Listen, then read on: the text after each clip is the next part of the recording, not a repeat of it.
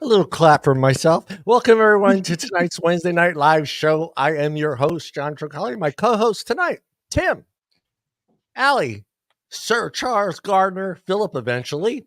And our guest tonight is Marc Gunther. Marc was a senior writer at Fortune magazine from 1996 to 2009. Contributed to magazines, newspapers, including the New York Times, the Washington Post, and The Guardian, to name a few. You can find Marc's blog on tobacco control titled The Great Vape Debate. Link will be in the chat here in a second, guys. Allison is also back. Say hello, Allie. Allie's back, baby. Yeah. With her segment, Tell Me Something Good, where she'll be sharing articles of random acts of kindness. Tonight's article, Kentucky teachers who band together for years to play the lottery finally won $1 million prize. Here's how they split it. So she's going to go into that story. I will have the link to that when Allie does it. And of course, Mr. Tim Swift there. Maybe he'll give us some news and advocacy tonight. We'll see. Depends on how much you people talk. We'll see. Yeah. And Marc, for you, everyone out there, Marc will be on with us in about 20 minutes or so. I think 4:30, he said. Correct, guys? I think maybe. Yeah, about 30 minutes. Yeah. 4:30. But for now, you get us four. And we're going to start off with Mr. Timmy up there. Tim, how is your week going, buddy? The pace is picking up, John. The pace is picking up, and I'm starting to show my age. No, luckily I work from home, and it's mostly mental work. So I think, the body might have slowed down a little bit, but the brain is still there. But yeah, so I kind of, my hands are full. I got a lot of things. I got things cooking on all four burners, it seems. So I'm changing gears all the time, but that doesn't preclude me from staying in the nerd game. So I don't have any funny or any quippy kind of stories to share with the group. There's Phillip. Let Phillip. Okay, in. Yeah, I'm doing something. Let him in. He's gonna have to wait a second. Okay, that's fine. Okay. There you go. But so obviously, I'm not a bandwagon person much anymore. But I did procure the new Galaxy S24 Ultra pretty much on launch day. So that, unbeknownst to me, entitled me to I'm sorry to all you Apple fans, but boo. No, John, you're one of them. Yes, so, I am. Exactly. But that's okay. In my opinion, a phone, these cell phones are just basically a telephone with applications on it. So, one might have some minor advantages. So I don't get into the fanboy stuff. I just have been an Android person for a long time. And so be it. Anyway, long story short, that entitled me to get a coupon from Samsung, because I've become the frugal coupon shopper kind of person. I'm always looking for the deal, always, in today's world of inflation. And so they sent me a 40% coupon off on Samsung accessories, anything that I wanted to put my hands in. So I am now, as of tomorrow, going to be the proud owner of the new Galaxy Watch 6 Classic. So I'm excited for some new wrist technology, and that should consume my life for the next 48 hours after arrival, because I'm sure I'll be nose down staring at my wrist. So that's it. That's been my exciting week. So I'll be like a puppy dog staring out the window waiting for the UPS truck tomorrow. I love it that the Sir Charles is catching on with our chat. Addy Tooney, making sure he puts the Sir Charles in there. Allie, how's your week going? We missed you, Allie. We missed you really guys too. Missed you.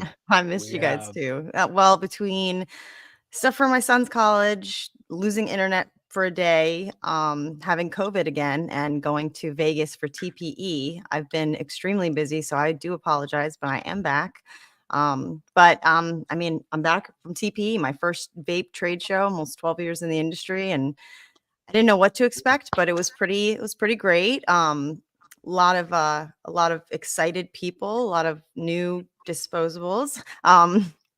Cool screens and things like that, which is sad because, as I was saying to the guys earlier, sad to see the innovation being stifled so much. That's the most exciting thing that we see at a vape trade show. I'm sure if I had the opportunity to go maybe 5 years ago, even, it would have been completely different. Big difference. But it was good. Got to hang out with Drew Johnson, introduce him around to everybody, and get some support behind him. And got to meet Greg Troutman, Shar finally in person, my boss in person. So it was pretty great. Nice. I always like asking this question. When you walk through those doors at that trade show, were you overwhelmed like I was? I was like, I didn't know where to go first. I was like, and then I'm like, wait, there's an upstairs? Wait, what? Like, how is there more stuff upstairs? And let me ask, did they have the typical bars on every corner of the building?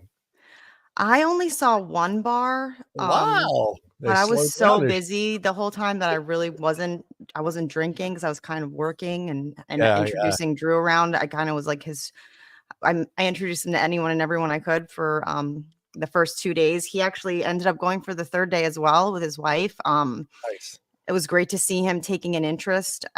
Great to see him learning about the products more. So I think that really says a lot about who he is and that he's serious about his position here. Yeah, when he was on, you could see he really wanted to learn, and he has you, so that's awesome. And he has all of us on this panel. We told him anytime he needs any help. Phillip, how's your week going? Hey everyone, my week is going really well. It's back from business/vacation.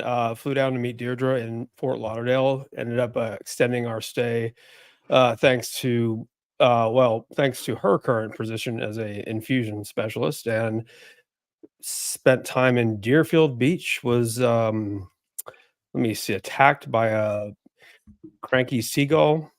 Of course. Did steal my Fig Newtons. Yeah, I know.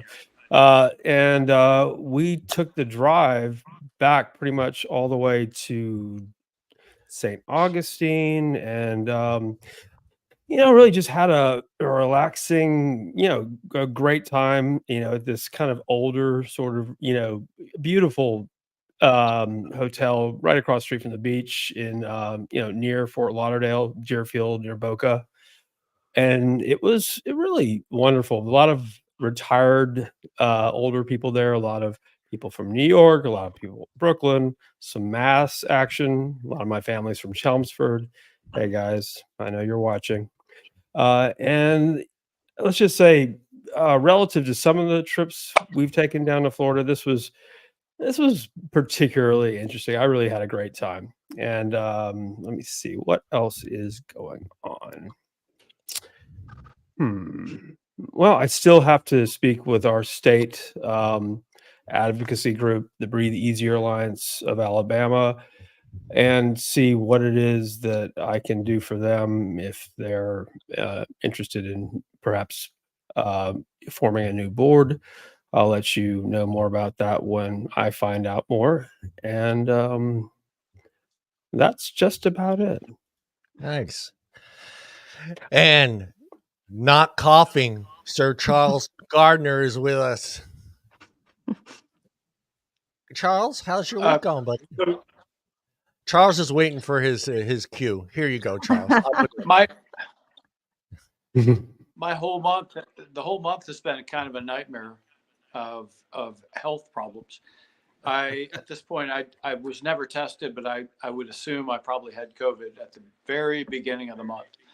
Yeah. And the cough lingered on until last week, as anyone who watched last week could see. That seems to be gone now.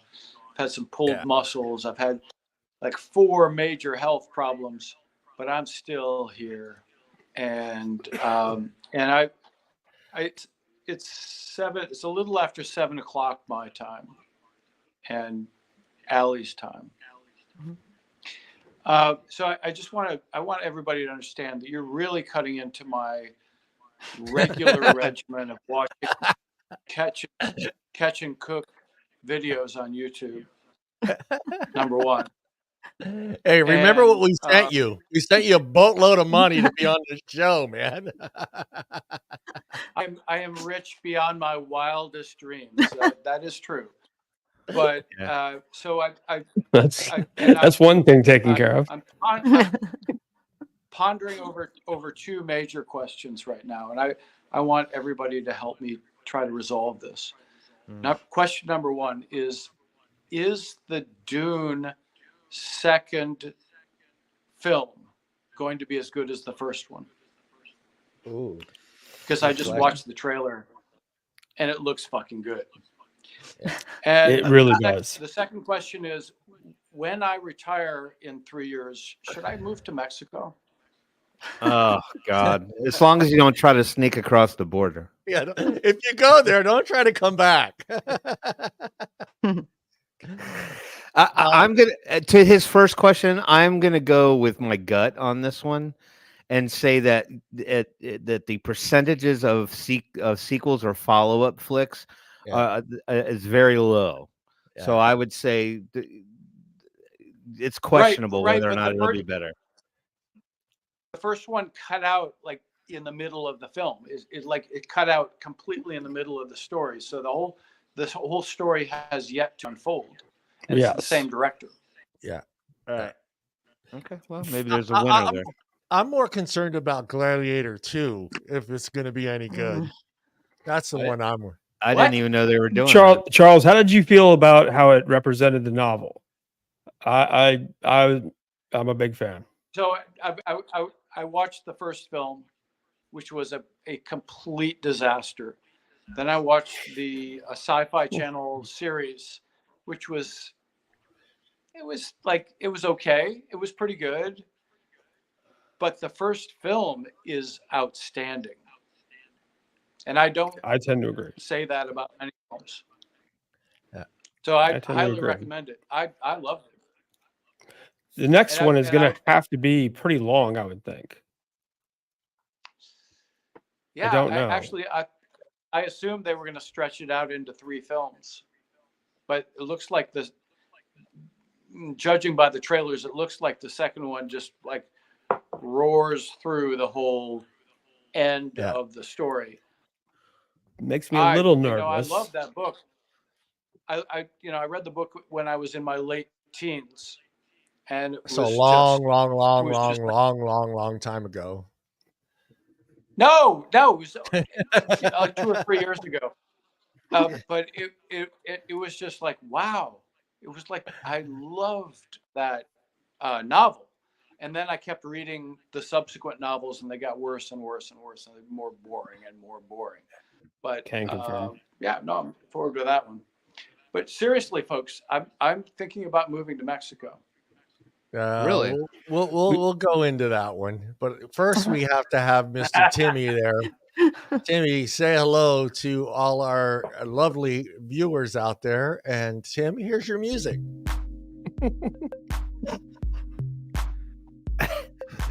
Did anybody notice that there was quite a contrast between the picture that was on the screen and the music that was playing? It actually kind of like made me stumble for a second. We need Chef on. Exactly. Timmy. All right. So, hey, everybody, and welcome to this week's edition of the Wednesday Night Live Show. Let's round it up. Let's see who's here in the chat. All these wonderful people. I've already seen plenty of the names, but I'm going to go right down the list in non-alphabetical order, but they will be chronological. So James the Pirate R in the house. Good to see you, Mr. James R. How are you, buddy? We got Steve Todnam with the D in the middle because he's different. Damn awesome. That was horrible. You gotta wait. Let me make a note for myself to brush up on my Steve Todnam introductions. Steve Todnam, good to see you, brother. How you been? Welcome to the show. We have who else we got? We got Addy Emoji King Tooney in the house. Is that right? Emoji. Yes, he's the Emoji. You got it right this week. I felt like I was going to say GIF or something like that. So, Addie Tooney, wonderful to see you, sir. How are you? We got Miss Mallory Gates in the house. Great to see you, Miss Mallory. How are you, dear? Who else we got? I know I saw some other names in here. We got Disyochek in the house. Aloha all the way. I'm hoping that he's from Hawaii. Disyochek. So where's my check? How many zeros can I get on my check? He said Disyochek. So I guess he already has my check. At any rate, let's move on down the list. Who else we got? Hold on, I'm going slow. If anybody sees me miss a name, just cuss me out. That's it. That's all I see. Hold on, did I miss anybody? A lot of our friends are in Panama right now. Are they? What are they doing in Panama? Cop 10. Sir, I thought stupid meeting. International Beach Volleyball. Bloomberg Fest. International Women's Beach Volleyball. I thought maybe they were surfing the canal. I don't know. How to guess. Anyway, welcome to the show. Let's kick it off. Oh, I will stop the music. We're going to wait for our guest to show up, but I'd like to get a little bit of insight from Allie on her whole trip. You talked a little bit about the experience. What else did you get to experience for the first time there? Well, it's the first time I've ever been to Vegas, so there's that. Oh, wow. Yeah. Yeah. Yes. Shar took me out my first night there. I lost some money gambling. Not a lot, but still. But I mean, I think I don't really know what previous shows were like because I've never been to them. I was told that they used to be a lot crazier than they were. A lot of celebrity vapes, a lot of celebrities there. Dennis Rodman was there. Mike Tyson was there. Chris Brown was there. Apparently Chris Brown is promoting a vape. I don't know if that's the best choice, but so that was kind of cool to see like the celebrities there. I'm not sure if they even know what it is that they're promoting, but they were there promoting it. Really? It was intense. It was a lot. It was a lot of Kratom products, a lot of cigars, Delta products, THC products. And like I said, a very few, people there that had displays of e-liquid and devices. It was I mean, obviously Smoke was there, Geek Vape was there.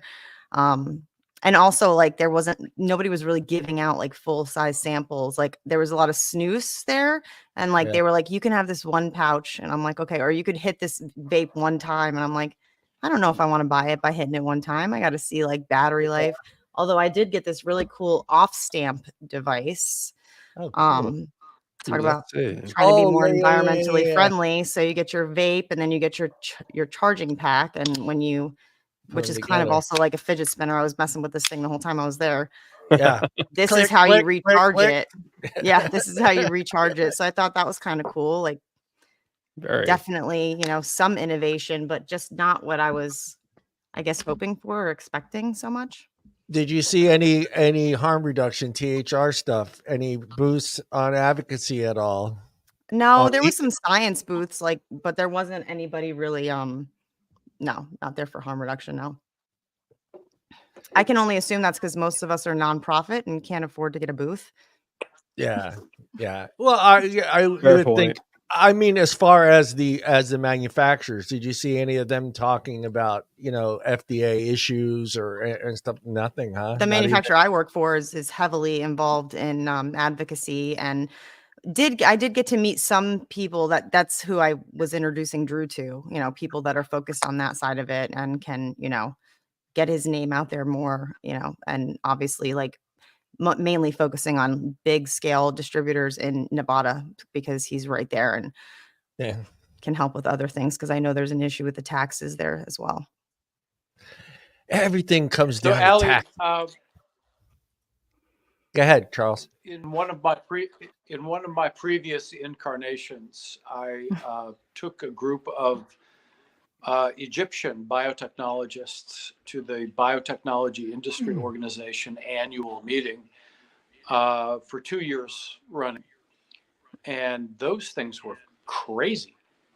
Like there were scientific presentations. Yeah. There was a vast arena of booths for biotech companies, and they were not giving out free samples of vaccines or phage Get your free therapy or vaccine whatever. shot. But they gave out knickknacks, right? Pretty big convention, I but think. in the evenings they were crazy. Like there were live bands, there was free booze, there was just like VTA held actually, an after party at everybody, Caesars. And basically everybody was drunk. See, I wasn't trying to make a fool of myself. Also, I'm too old for that shit. But I went to the after party for about an hour. And then Shar and I left and went to one of the casinos to kind of hang out and gamble. It was loud. I mean, I don't know. Like Allie's showing her age. What was your It's too loud in here. Is there? I went to the. Go ahead. What was your experience with gambling? Did you feel I grew up in New York. A dopamine rush? Yeah, I mean, I went to Atlantic City all the time because I lived in New York. Like we did a lot of bachelorette parties in Atlantic City and stuff. So it was kind of like Atlantic City on steroids. I would prefer to be in the mountains or on the beach. It's not really my thing. Like the second night I was there, I left the trade show, went back to the hotel, got room service, made myself a bubble bath, and watched the Golden Girls. I'm a badass, I know, but that's like I just can't. I don't know. It's just not really my scene. Yeah. I used to go to the International Council of Shopping Centers convention. Hold on, Charles. Go ahead, Philip. I was just going to say, I think Comdex, the technology conference, computer, what have you, and then I think ICSC, International Council of Shopping Centers, with these huge real estate investment trusts and massive developers. I used to go to that. I went there 3 years in a row. And during the day, it's like it's swimming with not sharks, like megalodons. And I was at that time, my first one, let's just say I was barely a minnow. But that first time, I think I don't know how I managed. There's a reason they provide 3 drinks at every place from the Bellagio to Sam's Town. There's a reason for that. If you gamble, they just keep feeding you drinks. So I was just at the penny slots, just getting free drinks. The let's just say the atmosphere was extremely intense during the day. We're talking, lots of money exchanging hands, lots of deals done and dying, and so when the day's work is over with, everybody is just rip roaring, ready to get completely fucked up. Yeah, in a way. I will be honest though, the scientific conferences I've gone to, I've seen way more people. I've seen scientists get carried out of the bar. Yes. Like scientists are equally, yes. Scientists and real estate professionals have one thing in common: their need to get loaded after a long day. Yeah. But this was, very long ago. But what I discovered is this: number one, go see a show. Go to there's some great restaurants, and there are also some great late night clubs that don't actually open up until 2 a.m. And I found that place actually had better food than Aqua or Guy Savoy, or Guy Savoy, the Vegas version. Anyway, what I noticed is this: the first year I went, I lost a lot of money at the Bellagio. That place destroyed me. My ass still hurts. So all that said, I believe it was finally my second year. I was also poorly. My behavior was not, deplorable behavior, and I don't remember it. My colleague Greg has had to tell me after the fact. Apparently, I was in Studio 54 for a while, and on my way out, they were literally, I guess, walking me out. I guess I threw a bunch of money on black twice, and it hit twice, and I woke up with a bunch of cash stuffed in my pocket. Yeah. Let's just say that, the whole gambling thing, if you enjoy it, do it. But no, I could have just lit the money on fire. Honestly, that's how I felt. That's what it feels My only like. thing is that I was gambling and I saw there was a Louis Vuitton store in the Bellagio. So I'm like, if I win, I go get myself a new purse. That store's that been didn't there happen, for a but while. that was my goal. Here's looking at the shopping strip. But having woken up with, having hit black twice, being blacked out, I realized, okay, there's no way. Yeah, the odds on this are just essentially against you, and to go home with more money than I left with just by sheer drunken chance. On the third time, there was nothing but room service and propriety to be seen as far as the Hell eye Yeah. can. Allie, quick question, because I've noticed it's starting to make a comeback, but did you see any vitamin vapes at that convention? I actually did not see any vitamin vapes at the Wow. convention. No, I did say like the giant Whippet cans, which I was like, this is why we can't have nice things. I'm like, who's walking around with this giant tank? I don't know. Like a cracker. And a Like, woman walked up to me with a gummy that was like in a pizza box, and it had like the serving sizes. So instead of getting like a keg, you would like cut it like into 30 pieces, and this is how many like milligrams it would be, and that just blew my mind. I can't. I'm such a lightweight these days. Everything to do with CBD, TH, you name it. Just sniffing it, and I become. I don't like the edibles because there's no warning, and then it's like it hits you, and then you think it's almost done, and then it comes back. It's not. I like the right. vape because you can just sitting, if you vape it, you can tell, okay, I'm good, and it If won't you like en- get more intense after that. yeah, the wrong gummy at the wrong time. It's the never-ending Cool Ranch Doritos on the couch trip. Don't Yeah. like it. We used to test them all the time for work, and I brought one home, and I was told it was 20 milligrams. So I'm like, oh, I'll just split it with my husband. We'll spend the day at the pool, and it ended up being 200 milligrams. And let's just say that only the front of me got tan that day because I couldn't move off of my float. Yeah, at that convention, I would not be eating any gummies. No, Any no, gummies that were absolutely not. being passed out for free during that convention. Yeah. No. Hi, Mark. Welcome to the show, Mark. Hi, Mark. Hey, Mark. Hello, everybody. Yeah, I will introduce everybody. I'm right here, John. That's Tim, Allison. You have talked to Phillip, and I'm not sure if you ever met Sir Charles Gardner over there to the far right.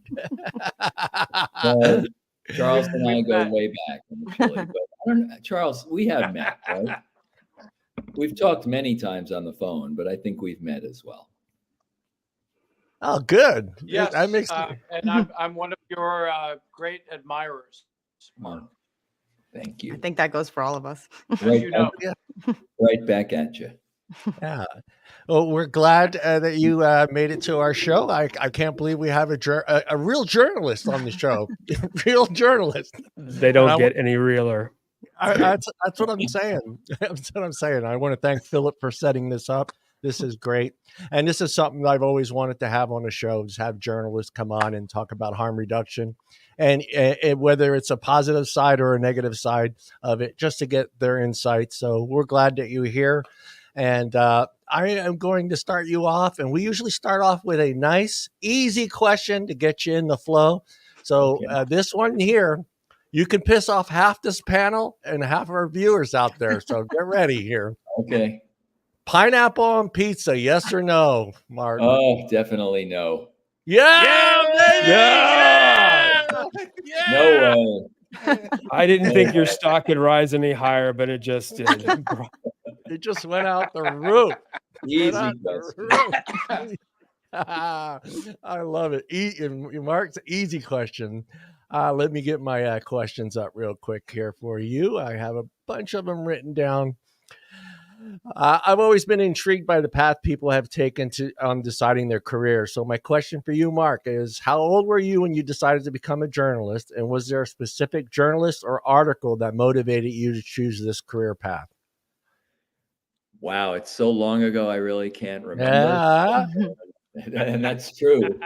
I actually have had one job my whole life, reporter. And that goes back to 1974 when I started at a small newspaper in New Jersey. So almost 50 years.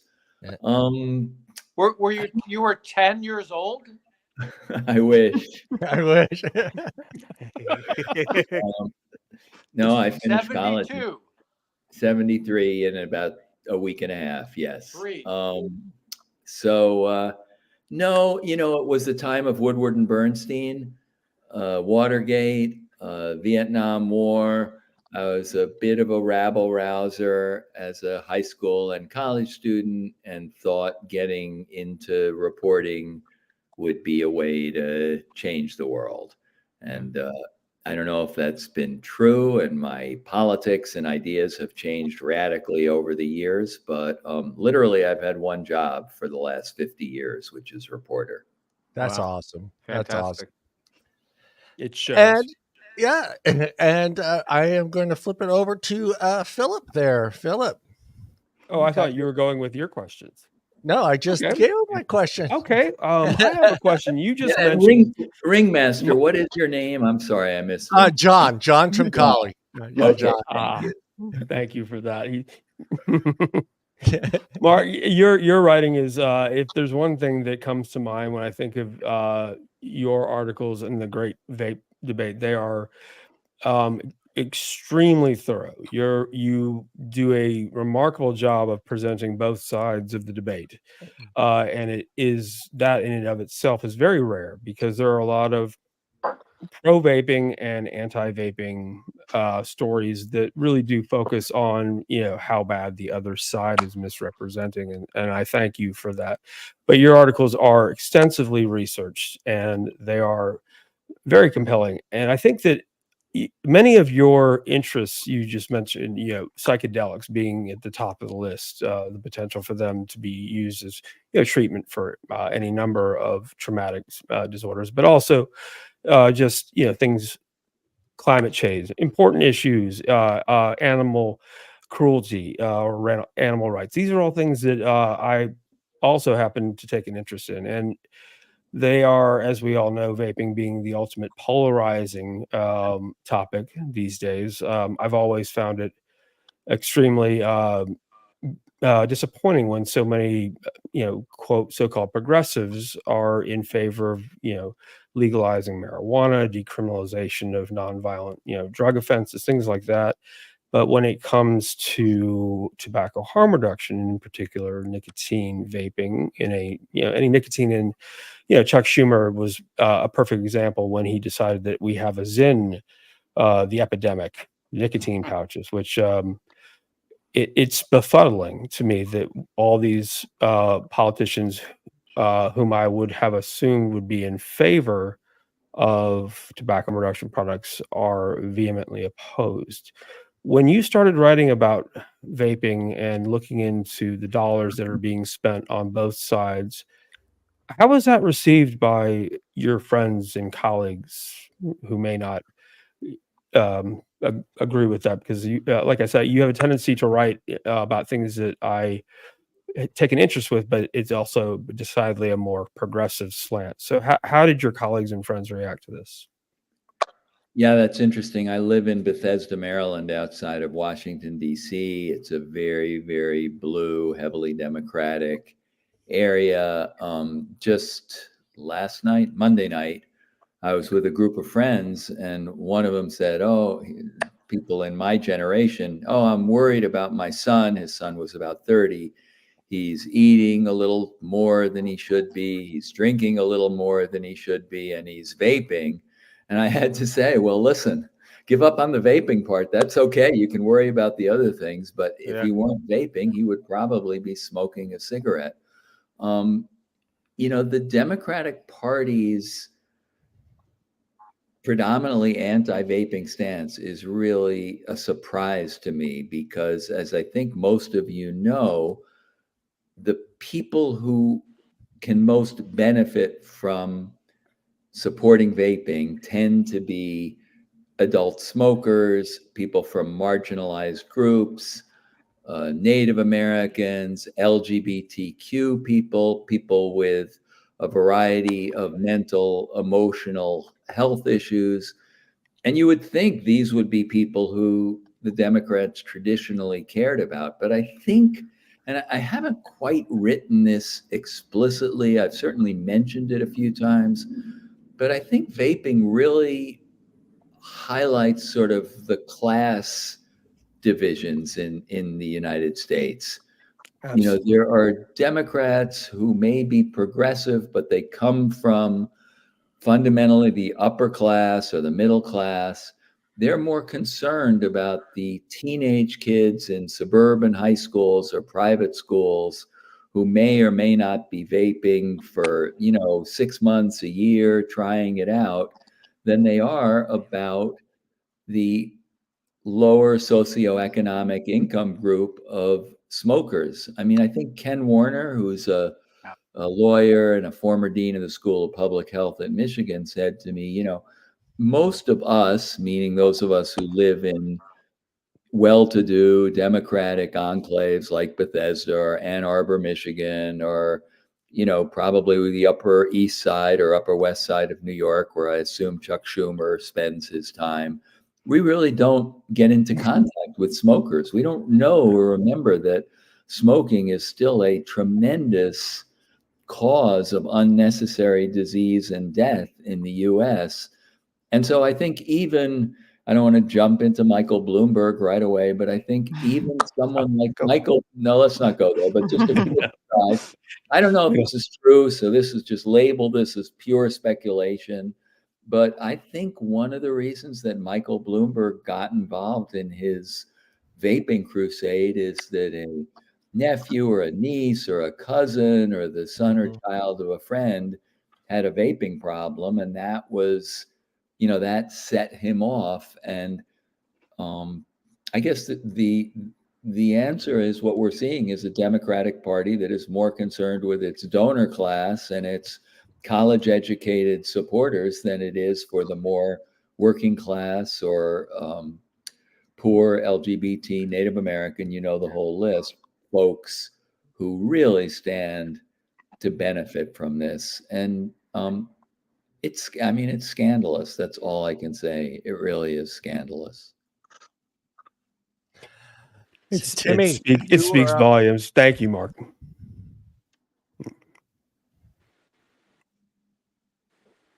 It would be great. We can't hear you, buddy.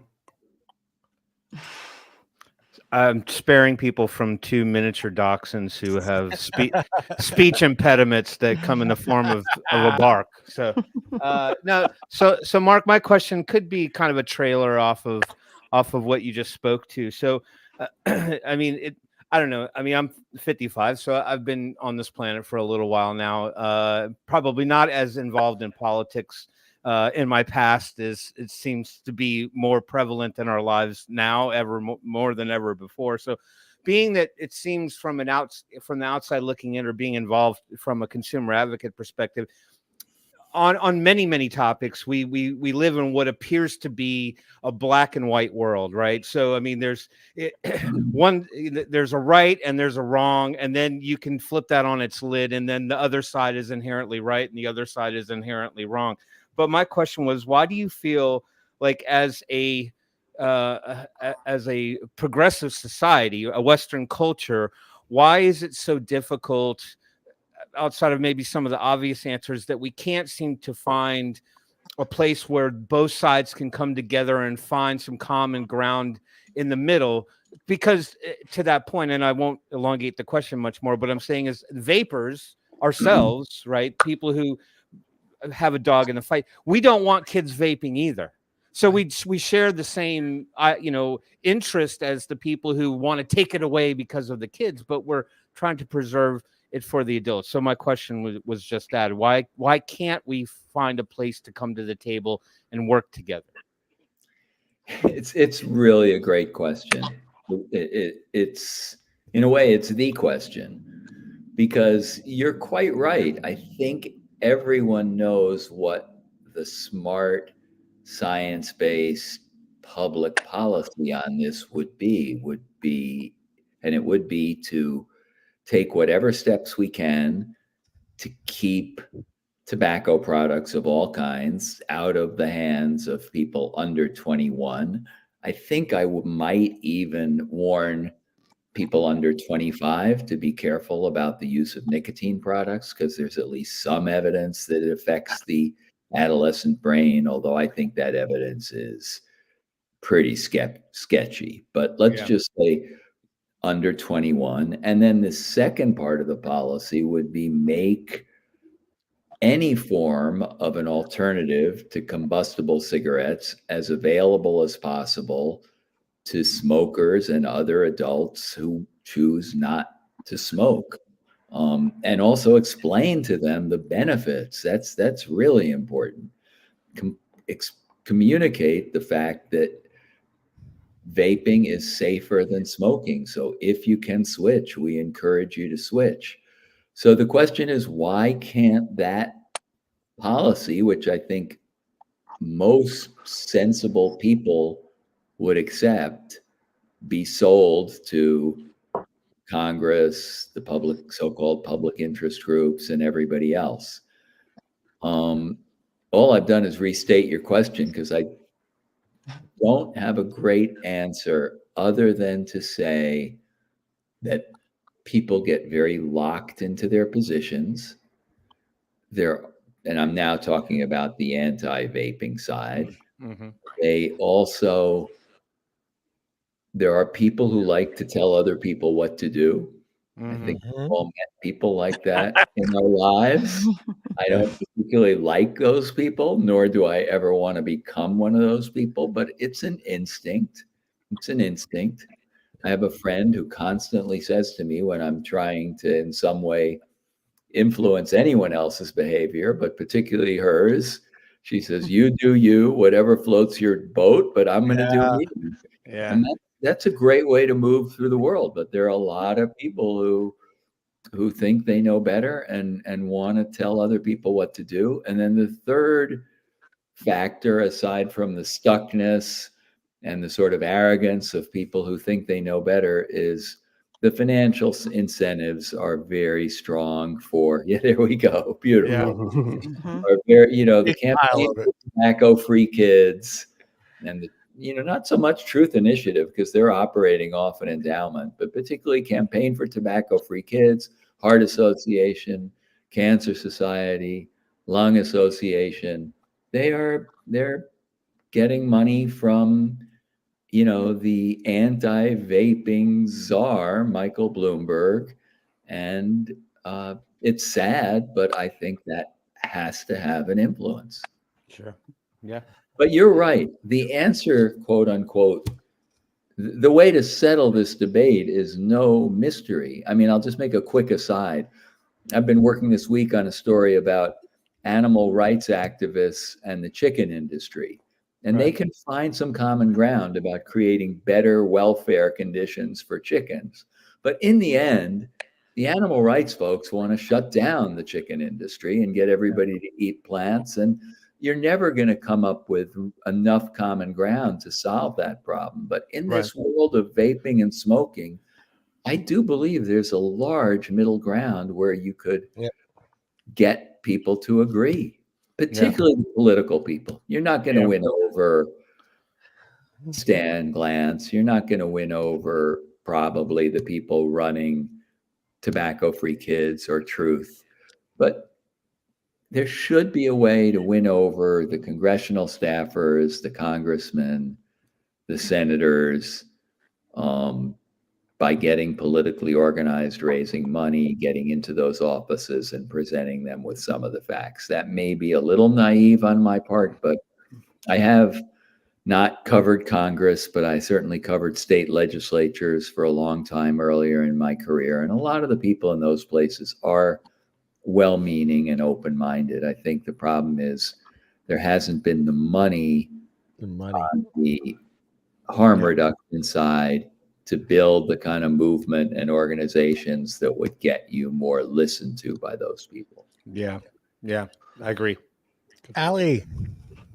Well, I mean, kind of speaking of that, in a way, we appreciate all of the writing that you do, and definitely at least getting our side out there, because that's an issue with a lot of journalists, is that they'll report on things but not on our side of what's going on. So my question is, what do you see as the role of journalism and reporting in today's society, particularly when it comes to tobacco harm reduction? So the real problem here is that journalism is like an industry that's, if not disappearing, shrinking really rapidly. And, I'm in a very privileged position because I worked for a long time for some organizations that at the time were very successful, like Fortune Magazine, Time Incorporated, the Knight Ridder, national newspaper chain. Those are all a shadow of their former selves. But the reason I bring it up is because I'm still getting paid by those organizations in the form of pensions and all of that kind of thing. So I don't have to really earn a living from the writing I'm doing about smoking, vaping, or anything else. So I have the luxury of time to put into anything I write. Your typical reporter, even at a really good newspaper, all but the very, very best, is under such pressure to churn out copy quickly that they don't really have the time to do, 5 or 6 or 7 interviews for a single story. They're working so fast and under such pressure that the result is very superficial coverage for the most part.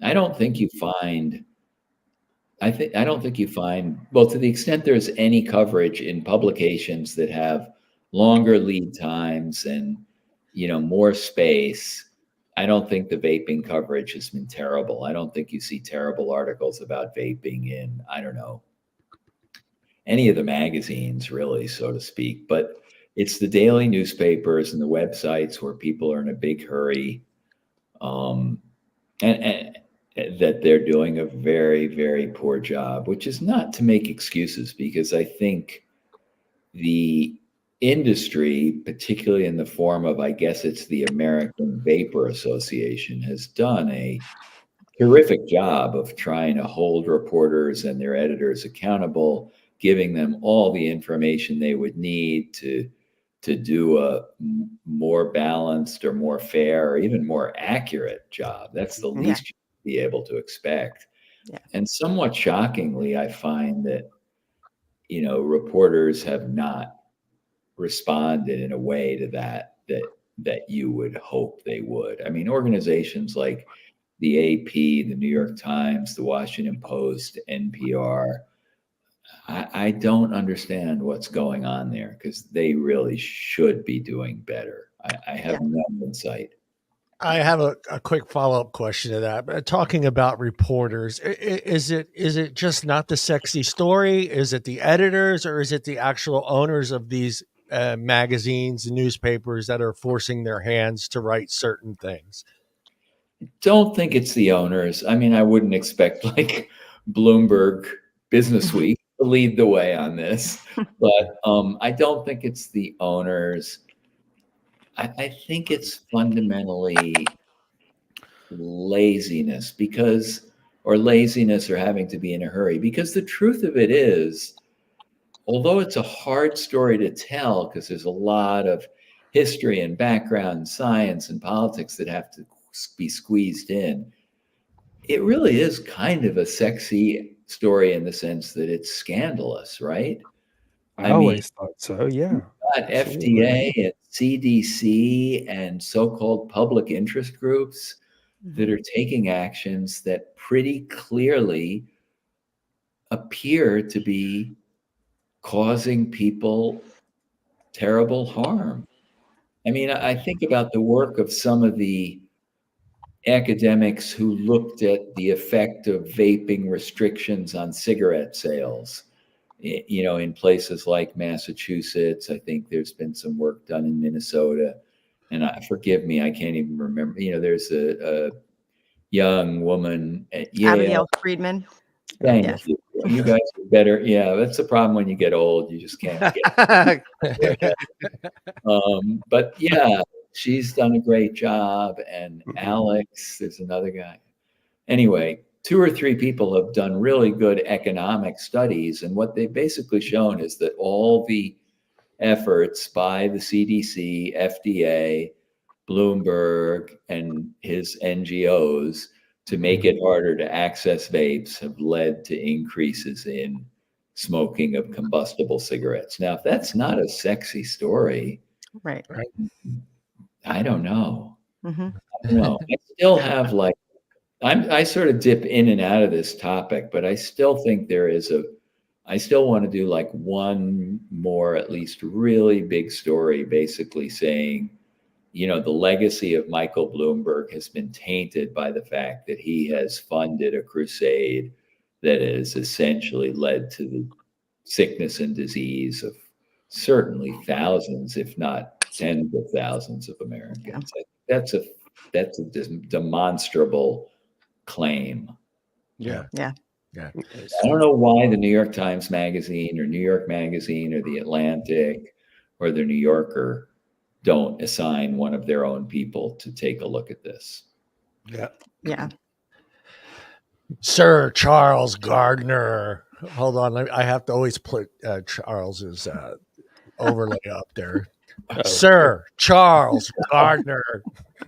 Did you take Sir Lancelot from the original Excalibur, like the 81, like great movie? Okay. Anyway, Next week I'm going to have the I pulled the trumpet. sword from the stump. I mean, it was all to like Wagner, the Ring. Anyway, go ahead. Go ahead, Charles.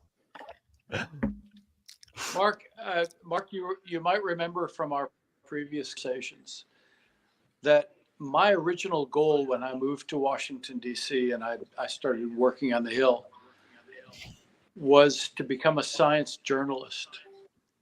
I thought that was the finest. That was the finest, I guess, profession in the world. The idea that you're taking technical findings from researchers and translating them into a language that everyone can understand, and then writing that up to educate the public. I just thought that was just wonderful. And so when I was in Washington, I became a member of DUXWA. It's the DC Science Writers Association. Oh. And there's also a National Science Writers Association. And I know that most of your previous career has focused on philanthropy. So like, what are foundations doing well and what are foundations fucking up on? And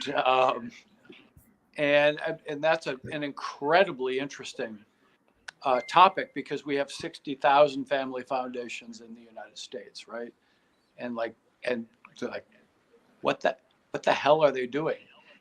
And some of them have name recognition, most of them don't.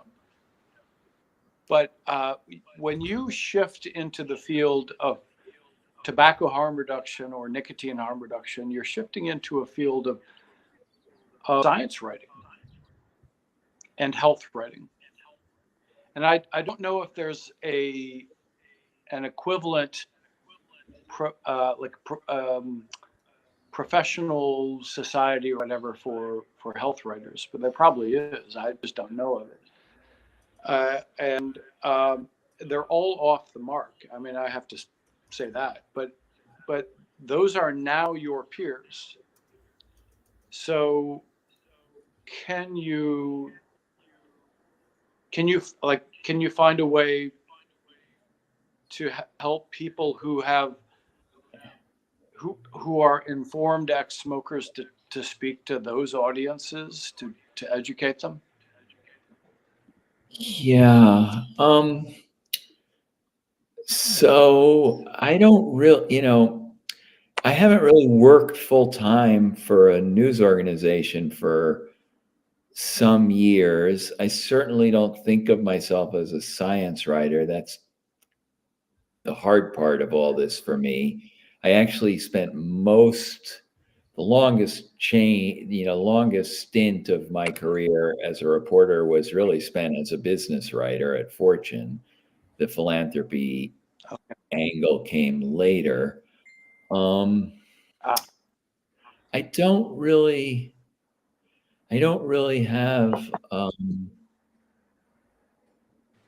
a good suggestion for how to reach out to those health and science writers, but I do think it is the health writers maybe would be the place to go. I assume there's an association, but again, the problem is, most of the newspapers in particular have just been so hollowed out of their staff that if they once had a health and science writer, Right. probably don't anymore. I mean, I do think if I was an advocate for tobacco harm reduction, and I still don't think of myself that way, although I am clearly one, I think the way I would approach it would be to get some of the folks who signed, some of those 15 former presidents of Society SRN. for Nicotine and Thank Tobacco you. Research. Yeah, SRNT. I never know if it's SRNT or SNRT. SRNT. I constantly screw that up.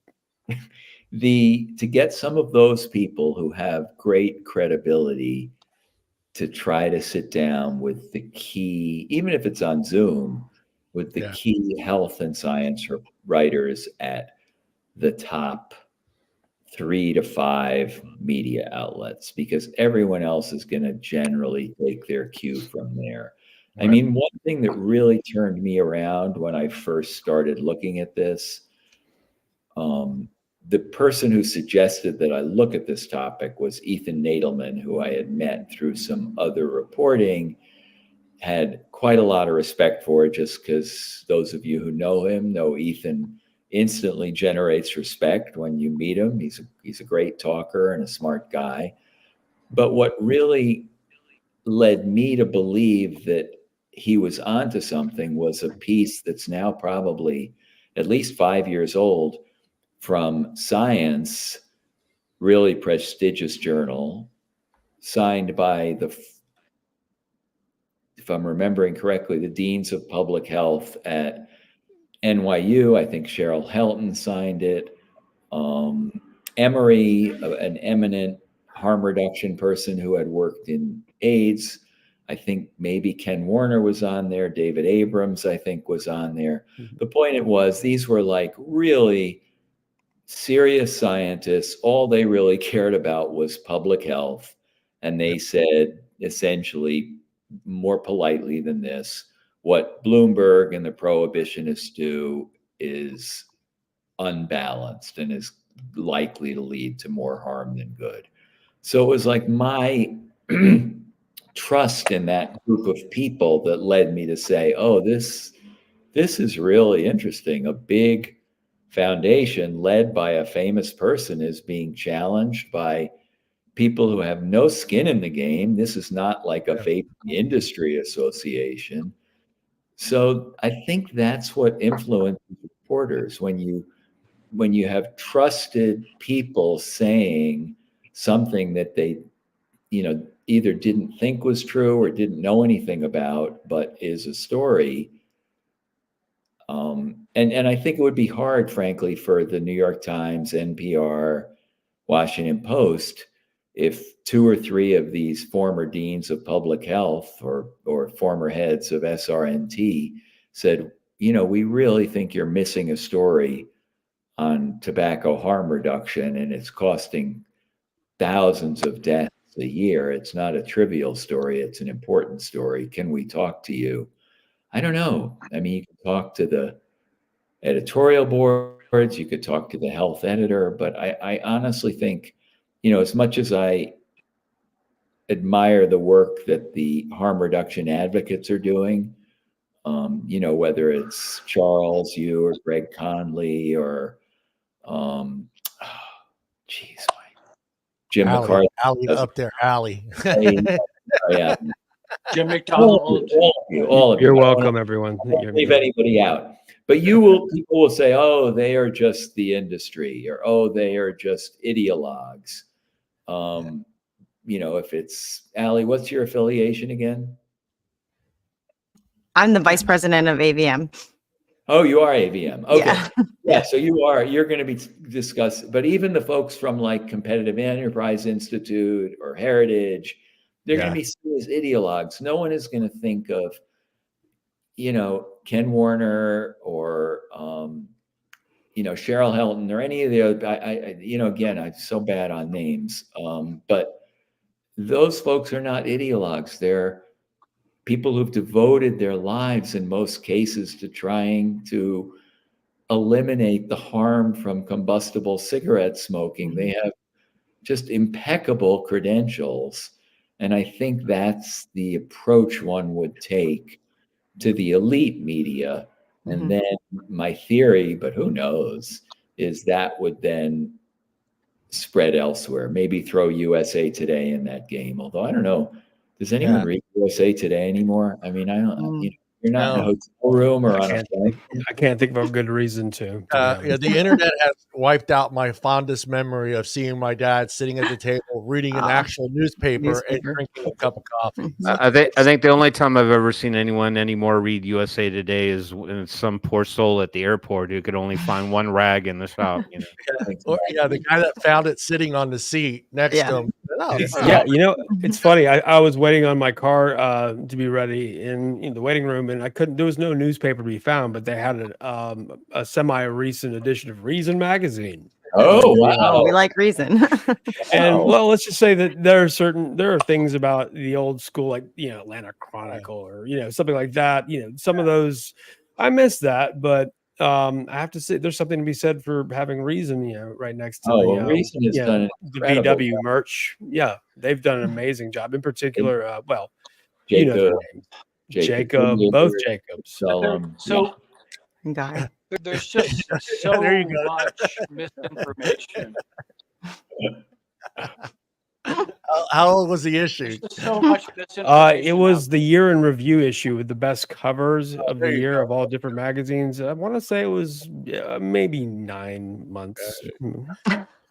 Not. All right, Mark. Here's one of our fun questions for you. If you had an hour alone in the White House, all by yourself, what would you do? Wow. You mean I could talk to someone who was talking to the president? You can do whatever you want. You have a whole hour all to yourself. I'm on a tour, or I'm like going to talk to somebody? No, the whole White House is yours. You walk in there, it's yours. Just stroll in the front door. Yeah, wow.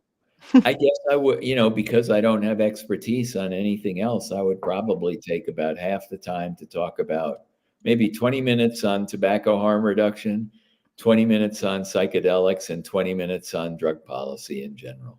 Nice. Legend. And one more fun question for you. What is the one band or musician you would love to party with, dead or alive? Dead or alive? Well, I mean, being a child of the 60s, of course, the Beatles, but I also have a soft spot in my heart for Leonard Cohen and the Eagles. Oh, it's a long list. Contemporary bands, Wilco, I like the National. I even like Taylor Swift. I hate to admit it, but I think she's great. There we go, baby. Nothing wrong with that. I only know one song, so don't worry. Don't lie, John. You have every John, you are a record. liar. I know Shake It Off, and that's it. I love Deirdre, so I have to love Taylor Swift. Yeah, There's no getting around it. You have been a journalist for nearly 50 years and written on many subjects from business to psychedelic drugs, even written or co-written a few books. Is there a specific story or person you wish you could sit down and interview for an article or a book? Wow.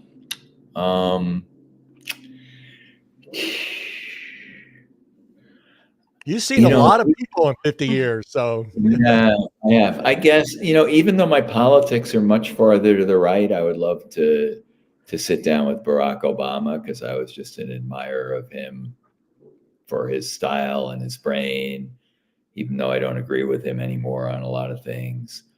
I don't know.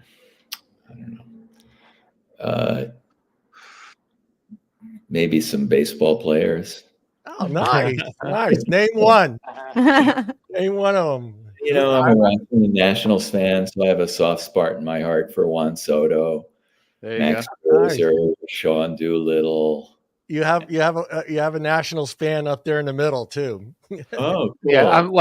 I didn't get to say it. I had read up on you a little bit, and I saw your about section on your website, and that you were living in Bethesda, Maryland. I'm a suburbia Washingtonian myself. I grew up in Arlington County my whole entire life. So my dad, had a business, and yeah, my mom was a school teacher in the Arlington County school system for 40 plus years. So you're basically someone from my backyard. So Your neighbor. I identify. Yes, I'm a huge Caps fan. Huge Caps fan. I'm not a hockey guy, but what are you going to do? That's okay. It's all Many good. people aren't anymore. Timmy, you're up, I buddy. think the Nationals should have been called the Senators. Well, that would have been better. I agree. Yeah, it would have been better. Yeah, that would have been cool to bring the old name back. John, did you want to ask either of the questions that were earlier on in the chat? There were a couple from. Oh yeah, that's right. I'm sorry. Yeah, let me put those. One up from there. Paul and one from Addie. Okay, there's Addie's question. Oh, that's interesting. Unfortunately, again, since I can barely remember the names of the scientists I've interviewed 6 times, there's been some terrible articles. There was a period of time in the New York Times when they had a very anti-vaping writer who I don't believe is there anymore, a experienced woman reporter. She was just terrible. What do you say, Philip? Do you remember? I was thinking maybe it was Jewett. Is that correct? I don't think so. No. Christina Jewett is there, but I mean, I think the Times has been, uniformly not good on this. Never really good. Sometimes bad, but. Have you ever tried to reach out to them at all? No, huh? Do you think they would even take the time to address your concerns on their article? There might have been 1 or 2 times when something just was horrible, and I kind of contacted someone on Twitter. A lot of reporters maybe you all know this, Charles probably knows it, but a lot of reporters get a lot of people get very defensive when they are criticized in any way. Kind of like photographers with their work. If you criticize a photographer on their work, they get a little butthurt. Like, yeah, but I would say this is sort of a shameful episode in the history of the New York Times, the way they have just covered this badly. I don't think they've been the worst, but it's more the absence of, any story that began with the premise of like, why are all these adults vaping? What are they getting out of it? What do they want? That's a point of view that rarely gets surfaced, but yeah, there's a lot of, I don't understand why I don't see how vaping became a partisan issue. And maybe it isn't, but I do have a sense that it's liberals who are more inclined to want to write the rules and create the nanny state and be tough on, they're pro-regulation fundamentally. Clearly, like, libertarians are perfectly happy to let anyone vape. I don't know. I don't really know. Someone here, I'll ask the question, who can explain to me the politics of this? Why is that congressman from Illinois and Senator Durbin and Schumer all on the nanny side of the issue? Take a shot at that. I'd be curious. I'll go. Even if it's just opinion. I think go ahead. go. You go, Philip. I would say, Well, I think that- in Durbin's instance, it's the obvious association with big tobacco. Influence. Yeah. Immediately. Nicotine is big tobacco. Big tobacco is the enemy, no matter what. I think, it was Cliff Douglas who explained to me that Durbin and he were both in the trenches way back when big tobacco was found to be lying on all sorts of fronts. And at that point, you form a very solid mindset on how you're going to perceive anything. And let's face it, vaping is the most maligned of, I think, any tobacco harm reduction product. And it looks the most like smoking. And Fool me once. say whatever you want. That Mhm. does have something to do with it. People see that, and it is the association is immediate. Bad, big tobacco, all this. And Mark, I think you were absolutely right about the association between socioeconomic status and your position on nicotine vaping, because chances are, if you smoked, you quit a long time ago, and you're just not traveling in circles with people who are still smoking. And I find that deplorable, but there it is. Charles, please go ahead. So in this group, I'm the bleeding heart liberal. So let me speak for them. No. There's one next People to in my you. camp. There's one right next to you. My heart is stone. It does not bleed. Not much, anyway. We love you in this both. Camp tend to think that all profit is evil. Corporations are evil. So there's a it's easy to fall into this kind of victims and villains narrative.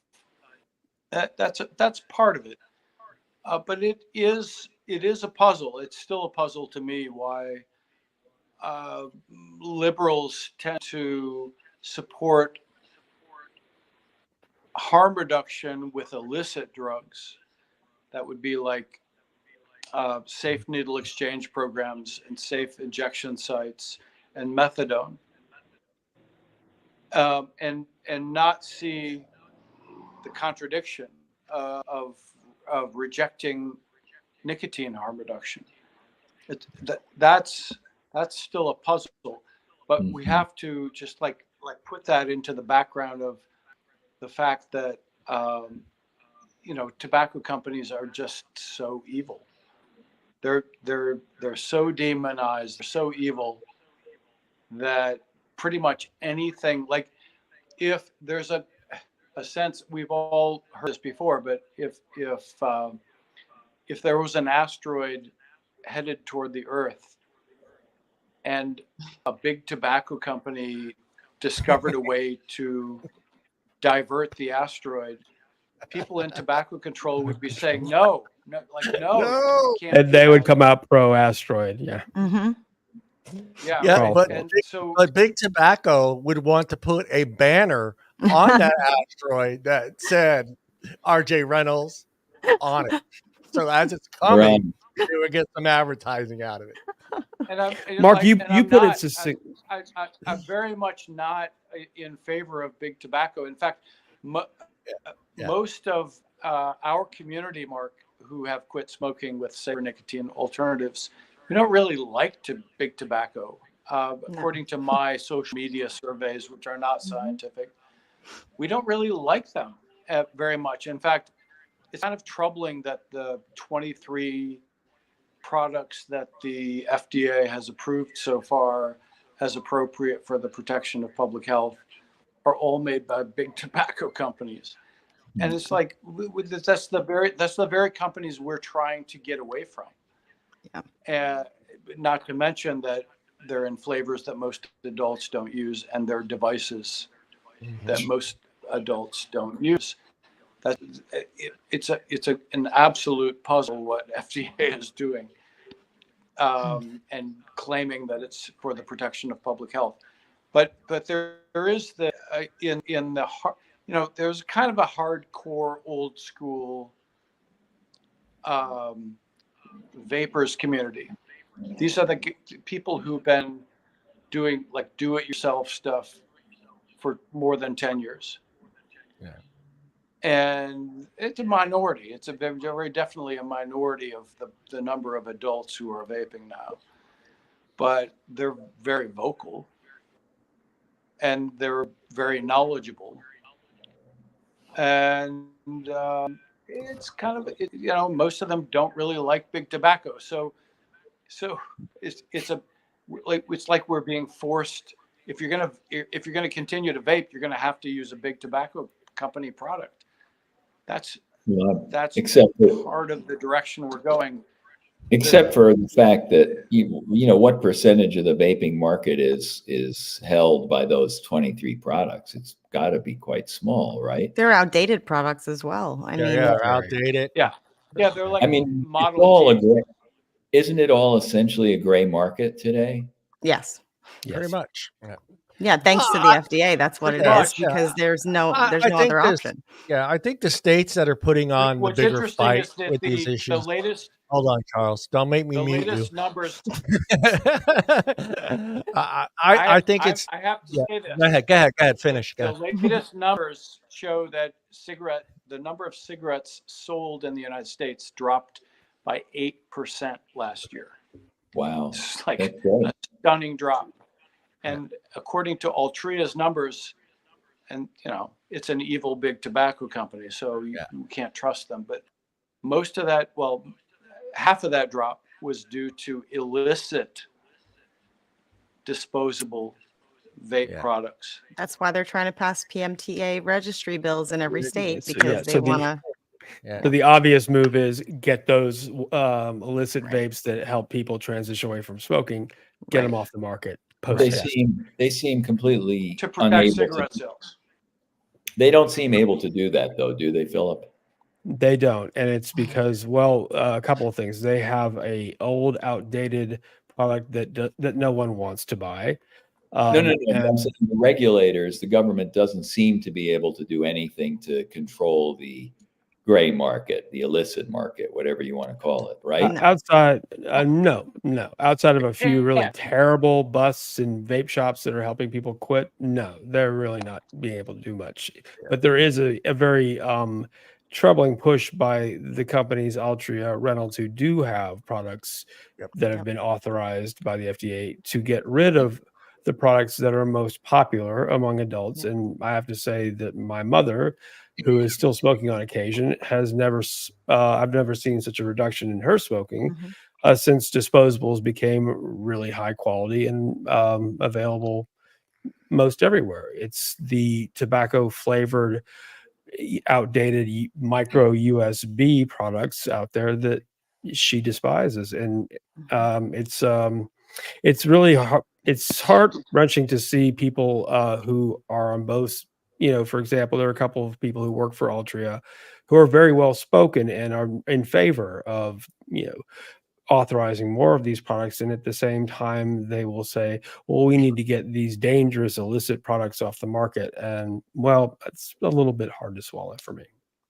So are Altria and I don't know which other company you mentioned, RJ Reynolds, are they actually trying to get either the states or the FDA to enforce the bans against There's about 17 bills in different states right now. One of them being where I live in South Carolina. I actually have a meeting next week with one of the bill sponsors, try to talk some sense into them, because this is the same bill that they tried to pass last session that we beat. Now it's the same bill, just dressed up as something different. Now it's saying that we're going to get rid of the Chinese clones. What the FDA has tried to do is, you know, do import bans. And so you're stopping these companies that are legitimate, that have filed the PMTA, or at least trying to be compliant, from coming across the border. But all of the clones that don't have a ban are coming through, and now we're just flooded with illicit products. So what are these bills trying to do, Allie? It's a PMTA registry bill. So basically, if you have an approval or you're in an accepted status, depending on the state, you pay a fee, you get onto a list. But as the FDA moves through these applications, we already know that if you're in an accepted, status, eventually you're going to get an MDO, because they've already not approved 99.99% of the applications. And so this is a way for big tobacco to be the only legally sold products in the state. But so you mean it would empower the states to enforce? Yeah, basically to be the enforcement arm for the FDA.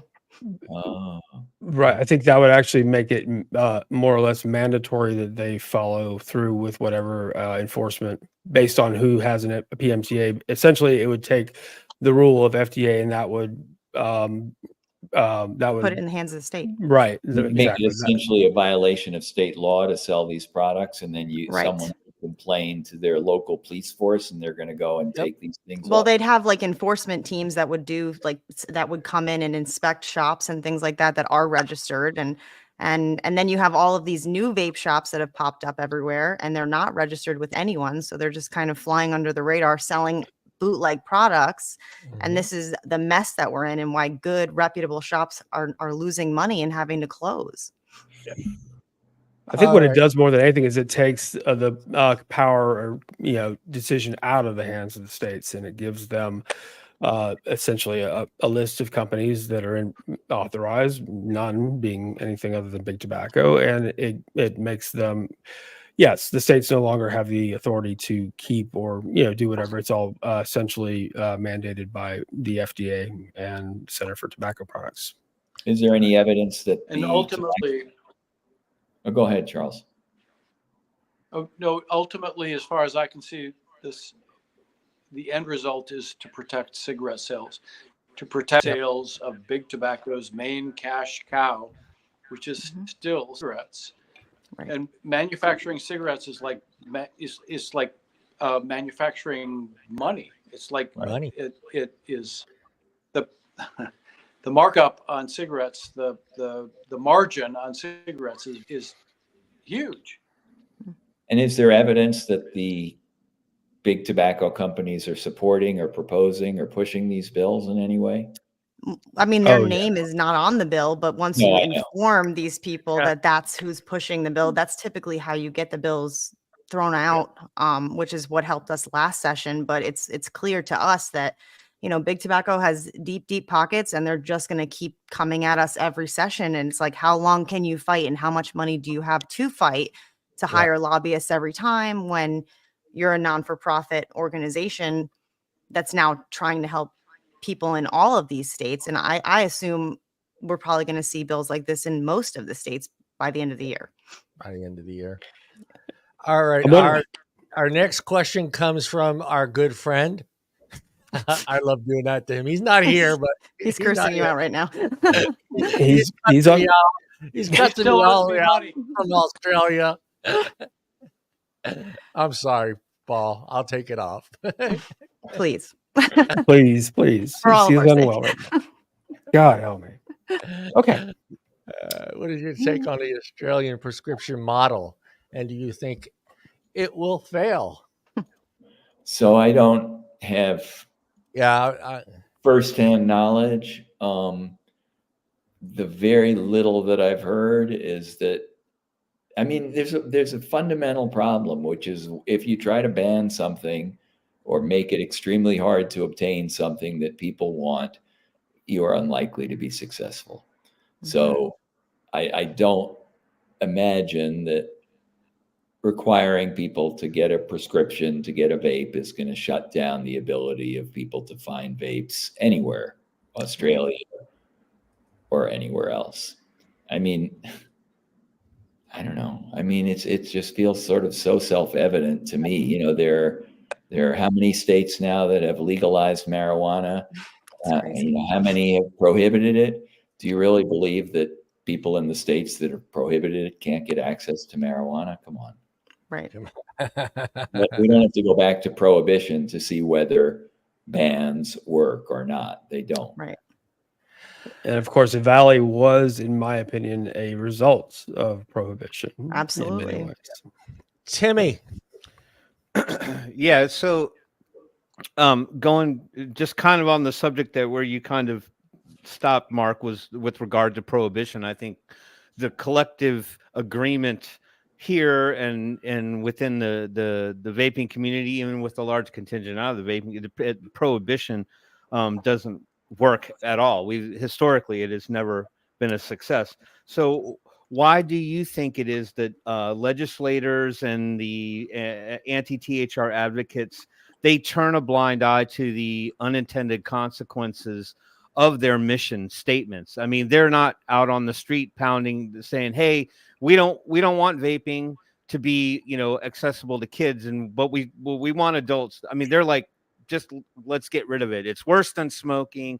It's dangerous. Why do you think they turn a blind eye to the idea of the black market surge that would come inherently with prohibition. Why do they and stay somewhat attached to the idea that smoking, the results of smoking remains the most preventable form of addiction and disease out there. Why do they hold on? They just don't consider that. The other example obviously is the whole vaping market today, right? I mean, essentially it's an entirely gray market, if not black market. There's more evidence that creating bans just doesn't work. I don't know why people ignore evidence, history. Yeah. I don't know. People get very stuck in their worldview, right? Yeah. Truth Initiative's mission at the moment is, I believe it's still a world free of nicotine. Mm-hmm. Why? And again, they're an interesting example because they're basically operating still off a very large endowment, and they aren't getting Bloomberg money as best as I can tell, but they're ideologues, and people who are ideologues will essentially ignore evidence that challenges their existing ideas and absorb evidence that supports their existing ideas, right? Yeah. That's just part of American life today generally. We shouldn't get into partisan politics really, but I'm pretty politically conservative, but I'm also really amazed that such a high percentage of Republicans believe that Trump won the election in 2020. Yeah. They're essentially listening to a lot of people who support their point of view and dismissing anyone who doesn't. And that's not dissimilar to what's happening in the vaping world. I think the Bloomberg, machine does not want to sit. We know this is not speculation. We know this is true. They do not want to sit down and listen to someone who challenges their ideas. Yeah. How outrageous is that when the people who wrote that article, about vaping, those 15 former presidents of SRNT, requested a meeting with Bloomberg, and he nor his president of his foundation nor Kelly Henning were willing to sit down and meet with those people. Honestly, what are you afraid of? Hearing some facts and credible opinions that might cause you to change your mind? It's really, really stunning and outrageous that they are as closed-minded as they are.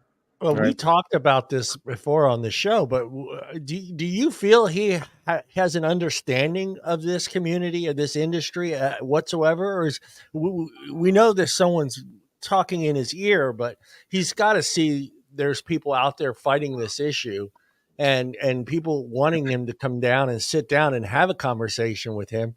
I was really surprised that he wasn't part of that Trump sit down somewhere in the background. He wasn't nowhere to be found.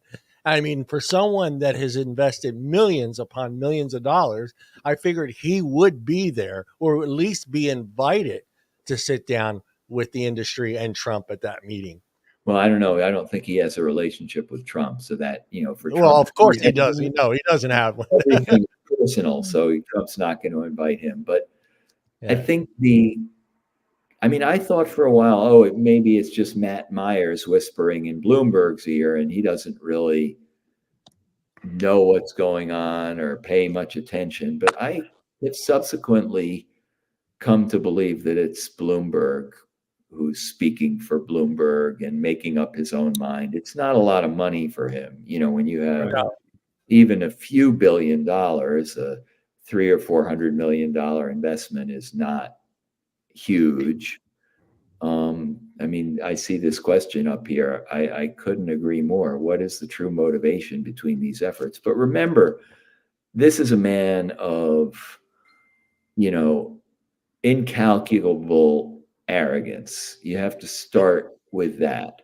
And this is the guy who, you know, wanted to ban the big slurp from 7-Eleven because he didn't think people should be able to choose what size soda they want. So I suspect once someone said to him, this is terrible, you know, you should see what it's done to the kids on the Upper East Side and my nephew's school, I suspect he took a position and just has never wanted to move off it. But I that's total speculation. Yeah, I'm drinking out of the paper straw that's disintegrating in my Starbucks cup right now. It's baffling. I've never heard the nephew story, and that is something that's fiction. No, that's fiction. Okay, well, here's what I actually think. I think you might be more the speculation of that being. I can imagine that actually being more true than not. Just someone close enough to him to where he decided to make this a crusade. And at this point, Mark, do you think that it has more to do with, for example, you said we all know that he has refused to meet with all sorts of people who were once with the Schrodinger Institute, Truth Initiative, David Abrams, all those people, or maybe not him, but the 15 past presidents of SNRT. Tell me something. Do you think that perhaps his goal at this point is not losing and just winning, just being proven right through his own success in having these products banned? Because if he does take a meeting with reputable scientists who have thoroughly researched the issue, he might end up looking like he's on the wrong side of this topic, and that's not something he can abide. Yeah, I mean, I think that's as good a theory as any, but I think it's just as likely that, yeah, I mean, that I can't come up with a better explanation than that, other than, again, most people tend to filter out sources of information that are going to challenge their deep beliefs. I mean, I think we're all, I actually this is like the one area where I feel like I'm a little arrogant, because I really do work hard to try to not be stuck in an information bubble. So, I mean, I read the New York Times every day. I think that's a fundamentally, liberally biased publication, but I also try to read Reason Magazine and follow some more conservative writers on Substack and all that. So I do try to absorb as much information from as many sources as I can, but I don't think most people go through the world that way. And I don't see why Michael Bloomberg would be any different. I mean, and he's made it clear, as his staff, that they are not interested in hearing ideas that challenge their preconceptions. We can speculate about a lot of things, but we know that's true. Yeah. Right? Yeah. We know he's just not interested in sitting down with, Steve Schroeder, the former president of Robert Wood Johnson Foundation, this hugely respected health philanthropy. I mean, why not? I think it's like, sort of see no evil, hear no evil. It's the Three Monkeys. Allison, got a question for you real quick. Go ahead, Allie. So I always like to ask this question because I think it's so interesting. But what is the best piece of advice that you have ever been given? It's a hard one. Jeez. Come on the Wednesday Night Live show. Yeah. I don't know if it's exactly advice, but I've been influenced by people who are really smart, but also humble. And so I think that's that's something that struck me. I mean, I was never like a formal student of business or economics, but I became a sort of podcast guru, a podcast groupie rather, of Russ Roberts, who was an economist at George Mason on the libertarian side of the spectrum, and had a chance at times to meet him. And I was really impressed by how hard he worked to challenge his own assumptions and to be humble and to, just be aware of how little we often know when we think we know a lot. I forget. There's a great quote from Hayek on this that I won't be able to pull up quickly, but it's essentially, the challenge with knowledge is that the world is so complicated we don't understand nearly as much as we think we do. That's a really bad paraphrase, but if you approach the world and your work that way, I think you're more likely to learn and eventually figure things out than if you come into it thinking you already know a huge amount. There's Buds. Buds, great. Always agree with everything your wife says. That's true. Yeah, you live a long life. You live a longer life. I mean, there is that caveat. Yes. There is. I got a couple fun questions for you here. Your favorite line from any movie, Mark? Oh, I'm again. You're challenging my memory problems, right? Get the Rolodex spinning in there. I can't even remember what my favorite movie was, let alone my favorite. Sometimes it helps me to go through the A, B, C's, and you finally get there. R, damn it. R, Rushmore. I'll give you a good answer to that. That's not a personal answer. There is a documentary, I believe it's on Max or whatever they're calling HBO Max now, called Mr. Chow. Have any of you seen it by any chance? I feel like I've heard of that, but I haven't seen it. Okay. It's about a Chinese immigrant who came to America and created these hugely successful restaurants called Mr. Chow's in London, and then I think LA and Vegas and New York. Watch the first 10 minutes of that movie. It's about his recollections of great movies and great lines, and it will blow your mind. Okay. All right. Mr. Chow, CHOW. And I just wrote it down. Duck the question there. All right. If you're ready for this one, this was a fun one. And I kind of want to see where you go with this one. If you were arrested with no explanation, what would your friends and family assume you have done? Oh, that's actually very easy. Very easy. I often joke when I'm with like friends or my brothers or others, I am extremely compliant about traffic laws as a pedestrian. Even though I grew up in New York City, I wait for the walk sign to come on before I cross the street. And what I often say is like, I obey traffic laws, but I don't obey the drug laws. It's I will not jaywalk, but I will smoke. Nicely played, sir. There are no law enforcement officers listening, but there'll be some disobedience. That should be a T-shirt. I don't jaywalk, but occasionally I won't jaywalk, but I'll smoke a J. Exactly. Well, that's legal now. Much worse than that. Much worse. Yeah. That's good. All right, you don't have to do the second part. Though. I got to remember that. Yeah. You don't have to do the second part of this one, but if you want to, that's fine. The first song you remember learning all the words to was, and could you sing a few bars of it? Oh gosh. I mean, I'm sure I learned the words to all the early Beatles songs. There you go. You can, if you want to sing a few bars of one of them, we would love to hear it. Oh boy. And so all right, here's an embarrassing fact. We'll help you. We'll help you too. I was once in an a cappella group and recorded a couple of James Taylor songs. Oh, there So you go. we could go with Fire and Rain. I'll do 2 lines. Just Okay. yesterday morning, you let me know you were gone. Suzanne, the plans they made put an end to you. I woke up this morning and something. Wrote down this song.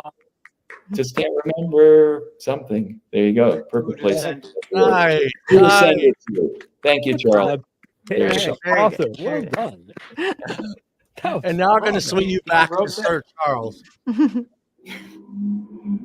He wrote that song actually in a mental institution Mhm. about a girl who had killed herself.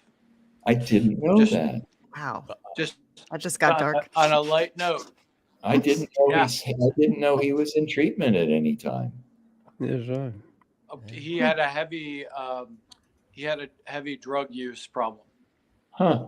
Wow. including injection heroin. Wow. Did most of them in the 60s and 70s have a heroin problem? Not heroin, but drug problem. Drugs. Like he woke up and she was gone, like literally, because she had Wow. died Had of no idea. overdose. You got kudos from Rifleman with the acapella. There you go. That is tough to pull off. Yeah. Really. Been a few Charles, bands. So Mark, on a lighter note, How can we get to that?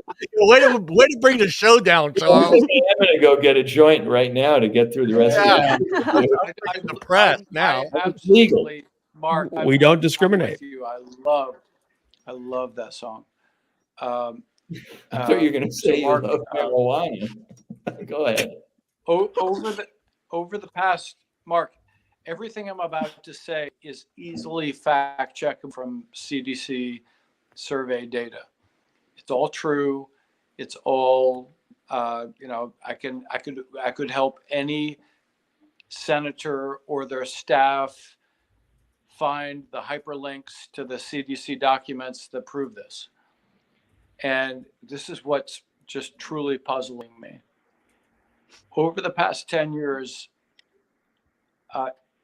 in the United States, teen smoking has dropped 90%. It's now near zero. Frequent use of cigarettes in high school is 0.4%, which is Great. like stunning. The age of cigarettes just ended, and nobody's even aware of this. Yeah.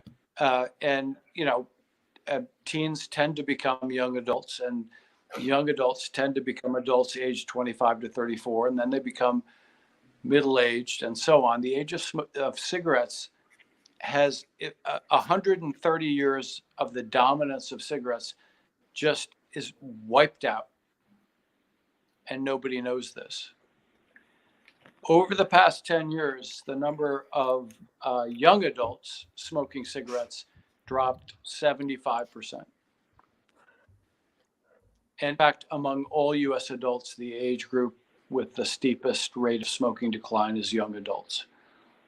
There's a perfect correlation between the percentage, as you segment the age groups, there's a perfect correlation between how many people vape nicotine in that age group and the steepness of their smoking decline. And no one, not one person among trusted health authorities is willing to admit even the remote possibility that product substitution might be happening. Right. I mean, it's one plausible explanation for what's happening. But just from those numbers, we don't cause and effect. But it is a perfectly plausible explanation, given the fact that e-cigarettes were literally invented to be product substitutes, and that every financial analyst on earth who's looking at the sales data, and these are people who get paid, six-figure salaries to advise institutional investors and high net worth investors on where to put their money. They all know that e-cigarettes and traditional cigarettes are product substitutes. Over the past 10 years, the number of teens using any commercial nicotine product.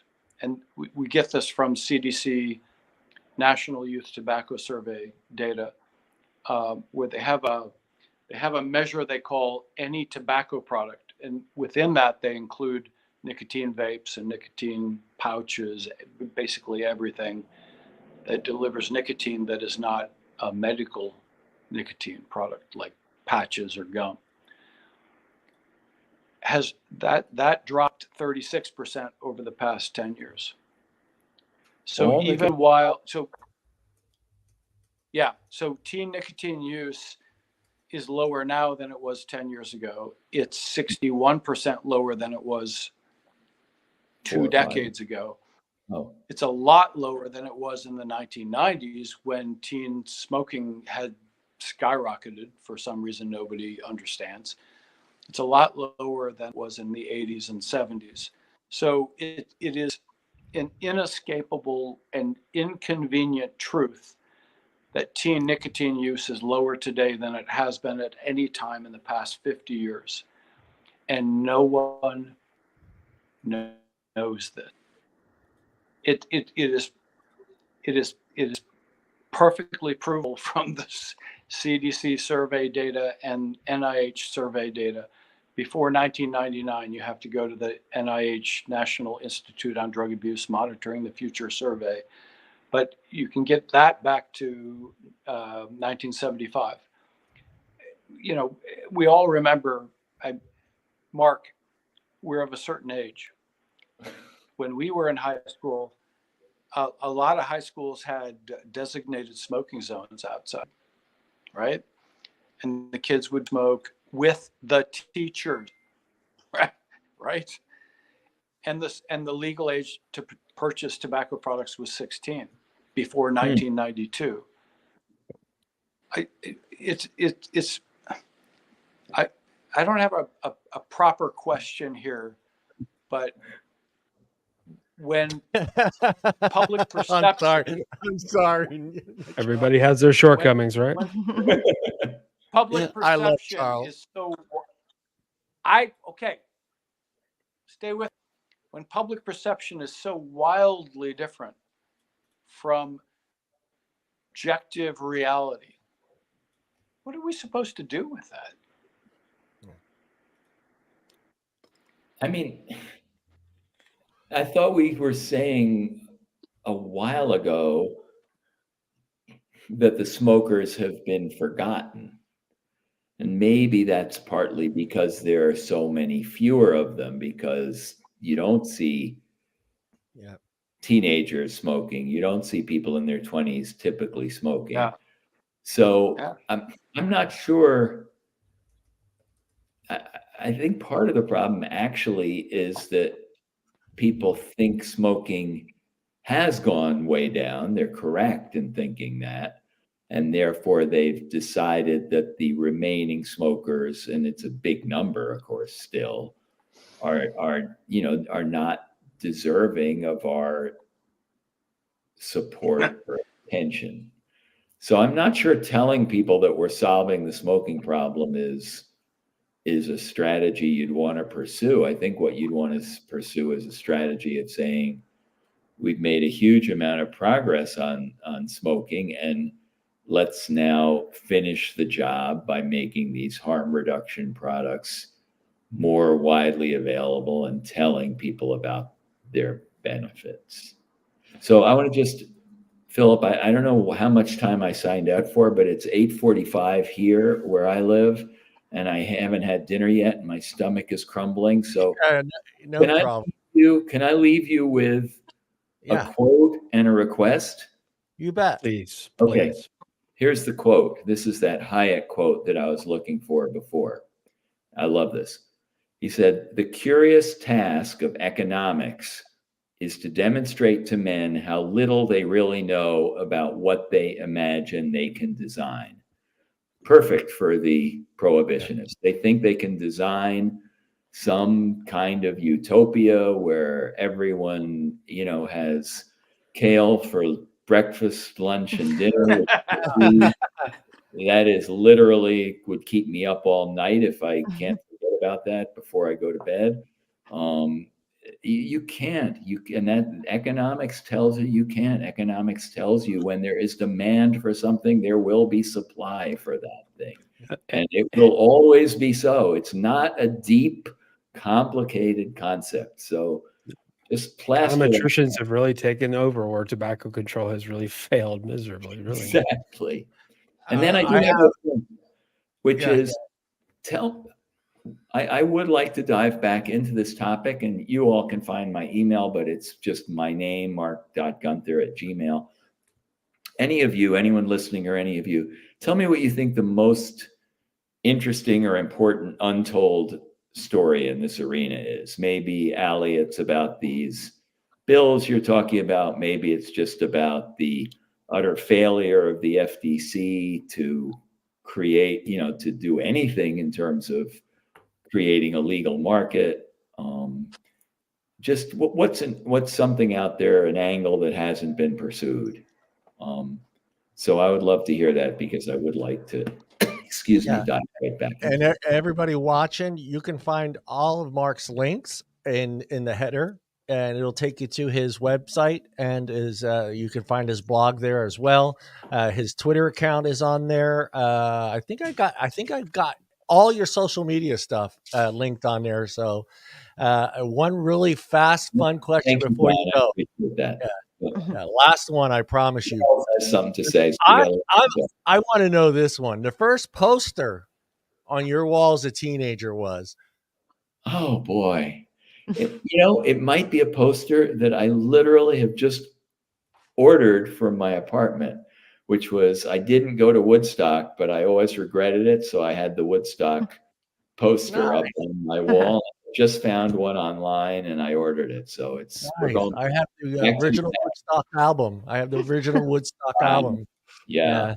I grew up not too far from there. I was senior in high school when that took place. So Charles, I will let everybody take their turn saying goodbye to you real quick. So Marc's got to go. Charles, relax. Take a deep breath. Deep breath, Sir Charles.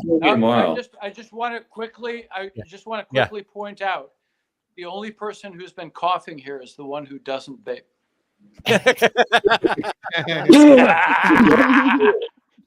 What happened? Sorry. It's true. All right. This was a lot more fun than I thought it would be. So thank you so much. I wanted to keep your expectations as low as possible. I thought it was important. I wasn't bored for 1 second. I'm just hungry. That's all. Hey, I am just so thankful that you sung. So I got that little clip for you. It'll be on Twitter. You'll see it. All right. Again, we want to say thank you again. All right. Thanks, Marc.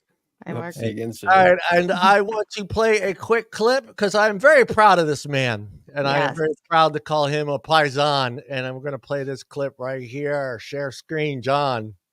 Go to this clip and then hit share. Why am I speaking what I'm going to do? I don't know. All right. Association. This bill and its sister bill in the House are a de facto flavor ban on vapor products and do absolutely nothing positive for our state or public health. This bill forces manufacturers to comply with the FDA's pre-market tobacco application or PMTA process. Millions of applications for individual products were submitted to the FDA through this PMTA process, and only 23 e-cigarette products and devices were approved. Those 23 e-cigarette products approved were big tobacco products. It is estimated that big tobacco companies have lost more than $700 billion to the vape industry over the last decade.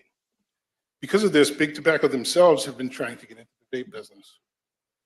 Big tobacco is pushing this language of the bills in Florida here, as well as more than 10 other states in our country, because they are the only ones with PMTAs, approved products.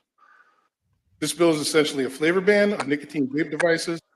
It would immediately force me to close and force the other 10,000 mom and pop small businesses in our state. Our own governor vetoed a flavor ban in 2020 because he recognized the devastating impact it would have on small businesses and the huge black market it would create, which none of us really want. We hope that you join us in the commitment to defending personal adult freedoms, small business, limiting government overreach, and oppose this bill. Thank you for your time. Thank you. Woohoo. It's our man, Nick. Thank you, Mr. Nick. Well done. Very well done. I could Yes, not you have better, done. you better say you have the best wife, Nick. You better say that. Nick, thank you for bringing some class and clarity to that. That was very important, and you couldn't have. No one could have said it better than you. Yeah, he Thank did you. a great Very job. true. Very, very proud of what you do for the state of Florida. I hope everyone there realizes how much work you're putting into this every single day for free. For free. Yeah. I hear you for free. Yeah. Mhm. Only Charles is getting, big money for being on our show. Well, he still has student debts to pay off. Yeah, the money keeps rolling in. I have no room to put it. Yeah. In my Yeah, I one just room- recently received a scholarship to come to Harvard to get an MPH. You know? You get a Harvard in my scholarship? one bedroom Yeah, they were so apartment, impressed.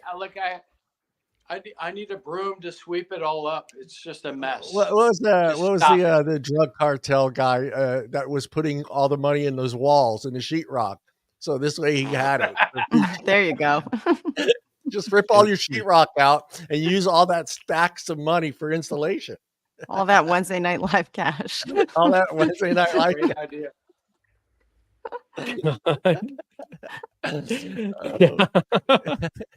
Oh man, well I expect everyone to email Marc Gunther and please come up with something for him to write up. When he writes something, he brings the nuance, and he really does all the foot. I mean, he really does put in the hours to come out with a piece that is balanced and persuasive.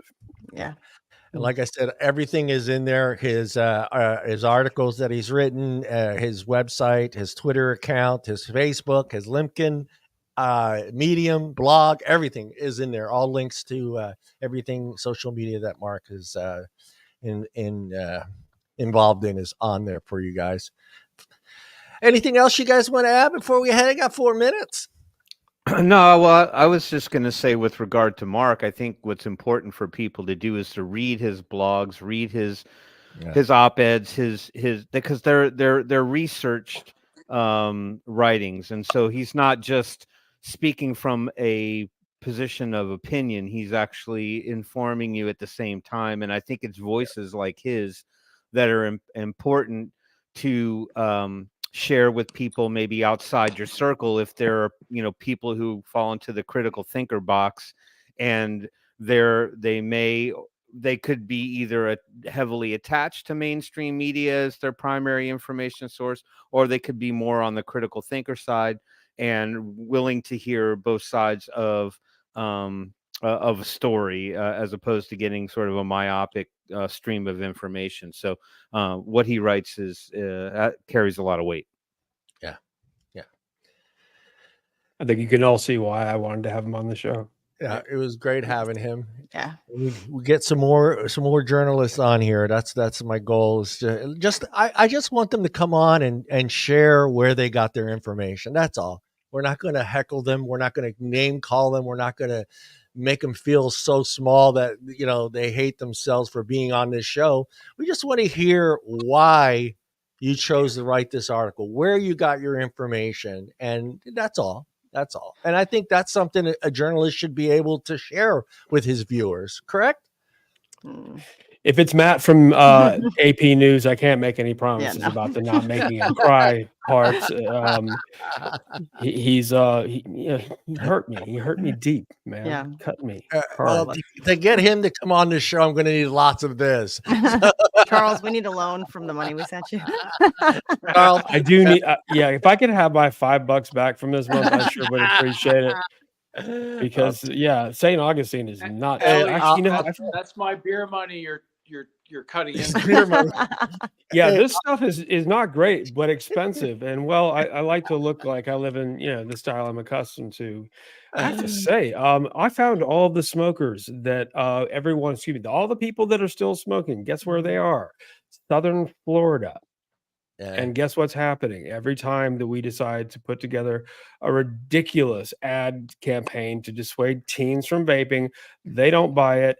And it's the old folks in Boca and Vero and Deerfield Beach that are saying, oh, fuck it, I'll just continue smoking. And they all call me Phil. But I have to say, They all I talk saw- like that. there are plenty of younger people who are vaping, but when it comes to people who are on the cusp of being seniors, they are smoking, and they look a lot like they are not interested in trying anything less harmful because they've been told it's not. Yeah. And they're all got- well I- tanned too. I like that Mark understands that most of the remaining 11% of Americans who smoke are either low income or less educated, or among adults with mental health issues, or LGBTQ, or even Native Americans, or unhomed people. These are the most vulnerable populations in our country. And that's a message that really doesn't, and most people who are anti-vaping are, they don't Extremely know affluent. any of those people. They don't know any of those people. Yeah. So for them, they don't know anyone who smokes now. It's sad All though, right, because kiddies. they've all probably at least lost one person to smoking. Yeah, exactly. Mhm. Right. Agreed. Agree. All right, we I've are out missed of you here. guys. Yeah, we missed Allie. I'm glad Allie's back. Thank you. She's Fuck back. you too. Everybody look into the camera and say goodbye. Bye, guys. Bye. everyone. Have a good night. Bye.